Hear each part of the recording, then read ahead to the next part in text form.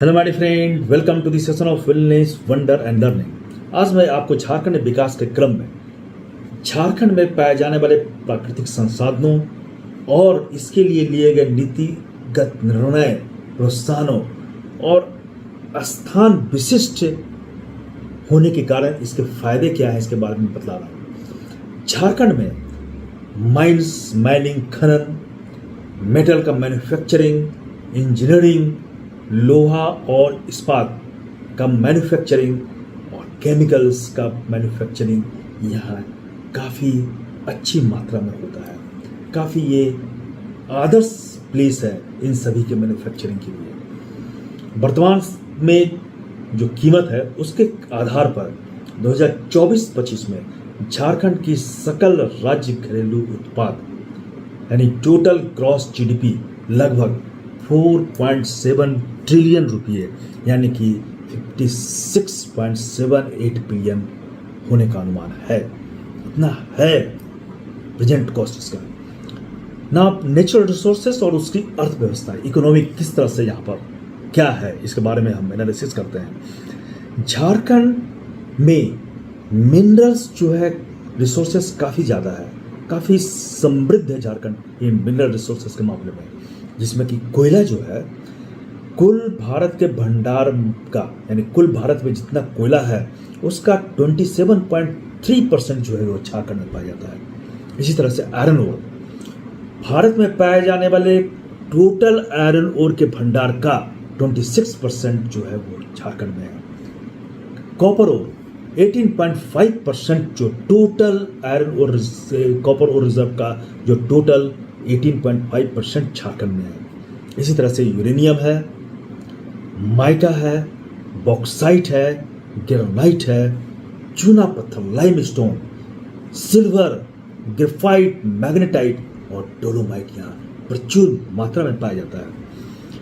तो मेरे फ्रेंड, भारत के कुल खनिज संपदा का लगभग टोटल मिनरल वेल्थ का अगर आकलन किया जाए तो उसका 40% हिस्सा जो है झारखंड में है, जिससे कि माइनिंग, मेटल मैन्युफैक्चरिंग और इससे रिलेटेड एरियाज में इन्वेस्ट करने के लिए झारखंड को एक आदर्श स्थान बनाता है।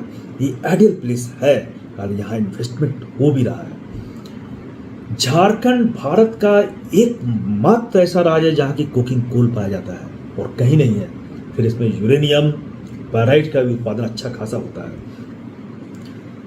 तो झारखंड जो है कोल, माइका, कॉपर का जो प्रोडक्शन का एक प्रमुख स्थान है और यहाँ पर तसर सिल्क जो है पूरे भारत का सबसे बड़ा तसर सिल्क उत्पादक राज्य झारखंड है।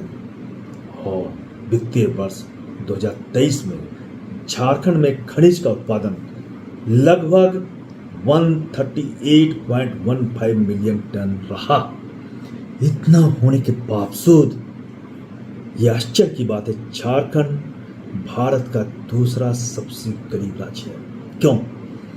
यहाँ के आदिवासियों की, यहाँ के लोकल्स की स्थिति काफ़ी बदतर है, वो काफ़ी गरीबी में जी रहे हैं।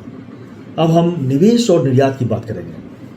झारखंड में अक्टूबर 2019 से लेकर के मार्च 2024 के बीच विदेशी प्रत्यक्ष निवेश यानी फॉरेन डायरेक्ट इन्वेस्टमेंट का फ्लो जो प्रवाह 2.66 बिलियन रहा। मार्च 2023 तक इंडस्ट्रियल एंटरप्रेन्योर मोमेंटम्स की संख्या 3 थी और जो प्रस्तावित है प्रोजेक्टेड निवेश का मूल्य जो है 424 करोड़ रुपये यानी 51.6 बिलियन है। 23-24 में राज्य में कुल निर्यात जो है 1.9 बिलियन का रहा, यूएस डॉलर 1.9 बिलियन का रहा। इतना होने के बावजूद झारखंड कहाँ है, ये जानने की आवश्यकता है।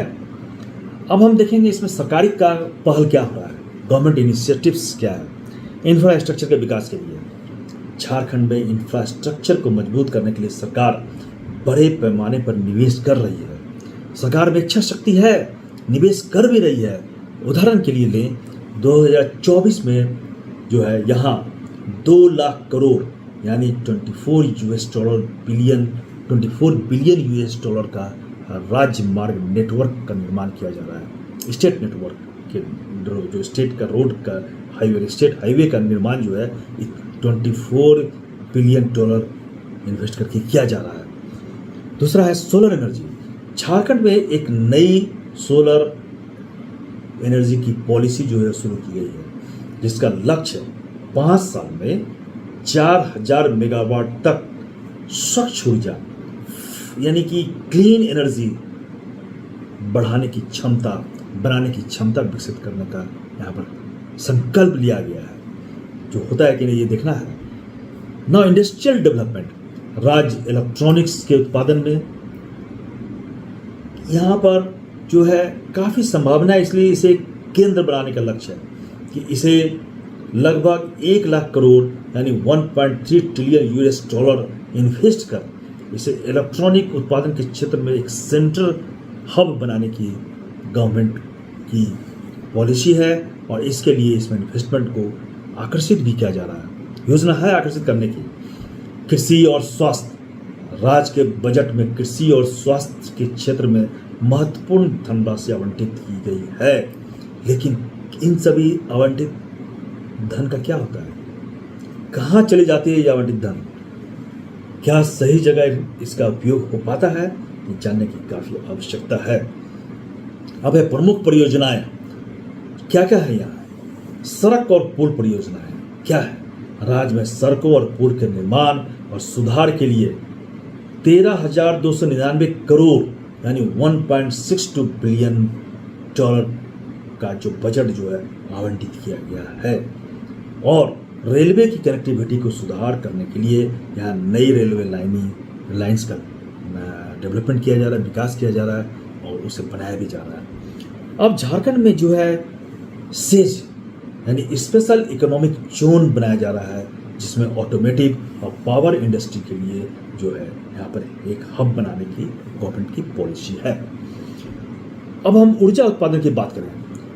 ऊर्जा उत्पादन के लिए 2024 में वित्तीय वर्ष 2024 में झारखंड की कुल स्थापित बिजली उत्पादन क्षमता जो है 2983.86 मेगावाट है, जिसमें कि निजी क्षेत्र में, प्राइवेट सेक्टर, स्टेट लेवल पर और सेंट्रल लेवल पर बिजली का उत्पादन किया जाता है। और इतना ज़्यादा बिजली होने के बावजूद झारखंड में बिजली की कमी, ये डायलेमा नहीं तो और क्या है।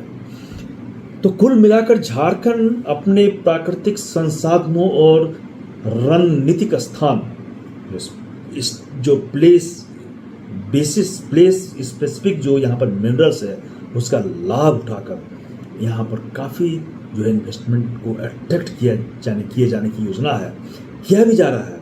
इंफ्रास्ट्रक्चर को विकसित किया जा रहा है और अपनी अर्थव्यवस्था को मजबूत बनाने की पॉलिसी है। लेकिन क्या स्टेट गवर्नमेंट इसमें सक्षम है? क्या स्टेट गवर्नमेंट इन सभी इन्वेस्टमेंट, इतने आकर्षक इन्वेस्टमेंट के बावजूद क्या झारखंड का विकास हो रहा है? ये देखने की काफ़ी आवश्यकता है। झारखंड में काफ़ी संभावनाएं हैं और काफ़ी यहाँ हो भी रहा है। यहाँ की अर्निंग्स जो है काफ़ी ज़्यादा है, लेकिन अर्निंग्स कहाँ जाती है? भारत का कुल कोल भंडार का 26% भंडार जो है वो झारखंड में है। इतनी ज़्यादा कोल होने के बावजूद कहाँ गया वो? उस कोल का पैसा कहाँ गया? कहाँ इन्वेस्ट हुआ? क्या यहाँ के लोकल्स और आदिवासियों की स्थिति में सुधार आई?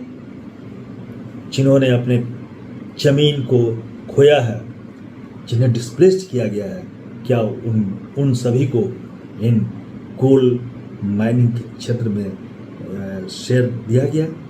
क्या उनको अच्छी नौकरी मिली? नहीं, वो मजदूर बनकर रह गए।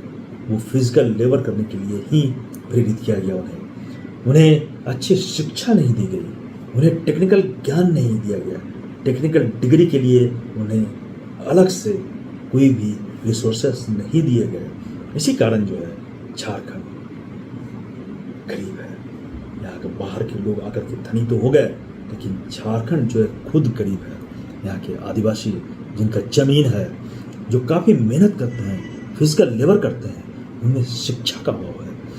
तो शिक्षा के अलग को जगाना होगा, टेक्निकल डिग्री उन्हें प्राप्त करने में मदद करनी होगी, किस तरह से वो टेक्निकली स्ट्रांग हो ताकि वो इंडस्ट्रीज में, माइंस में अच्छे ओहदे पर वो बैठ सके और सभी की और इसमें भागीदारी हो और उनके बच्चे जो है अच्छी शिक्षा प्राप्त करें, अच्छी टेक्निकल डिग्रीज हासिल करें और फिर गर्व से वो कह सकें कि हम झारखंडी हैं। तभी झारखंड का विकास जो है माना जाएगा और जभी झारखंड पूरे विश्व में अव्वल स्थान पर पहुंच जाएगा। धन्यवाद।